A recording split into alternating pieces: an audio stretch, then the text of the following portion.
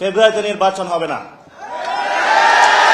ফেব্রুয়ারিতে জাতীয় নির্বাচন ঘোষণাকে কেন্দ্র করে সংস্কার ও নতুন সংবিধান বাস্তবায়ন নিয়ে শঙ্কা প্রকাশ করেছেন জাতীয় নাগরিক পার্টির মুখ্য সমন্বয়ক নাসির উদ্দিন পাটোয়ারি। মঙ্গলবার রাজধানীর কৃষিবিদ ইনস্টিটিউশনে জাতীয় যুব শক্তি আয়োজিত যুব সম্মেলনে তিনি বলেন, ফেব্রুয়ারিতে নির্বাচনের ডেট ঘোষণা হয়েছে, কিন্তু ফেব্রুয়ারিতে নির্বাচন হবে না। ফেব্রুয়ারিতে নির্বাচন হলে সংস্কার ও নতুন সংবিধানের জন্য যারা শহীদ হয়েছিল তাদের জীবন ফিরিয়ে দিতে হবে সরকারকে। তিনি আরও বলেন, সংস্কার এবং নতুন সংবিধান ছাড়া নির্বাচন হলে মায়ের বুকে সন্তানকে ফিরিয়ে দিতে হবে।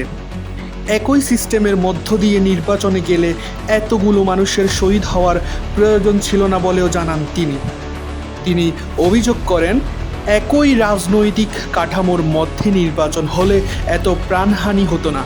তরুণদের উদ্দেশ্যে তিনি বলেন, গণভবনের মতো বঙ্গভবনেরও পতন তরুণদের হাত ধরেই ঘটবে।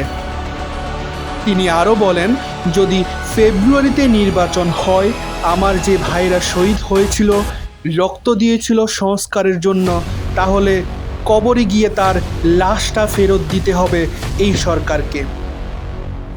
গণমাধ্যমের সমালোচনা করে তিনি বলেন, গণমাধ্যম আগে ছিল হাসিনা মাধ্যম, এখন কি মাধ্যম সেটা বললে চাকরি থাকবে না।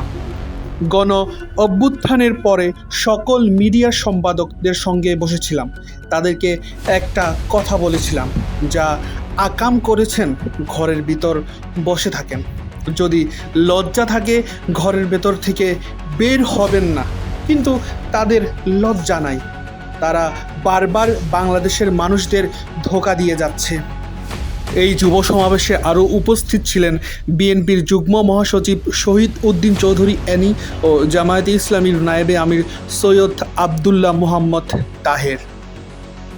শহীদুর রহমান নাহিদ, নিউজ ডেস্ক, আলোকিত প্রতিদিন।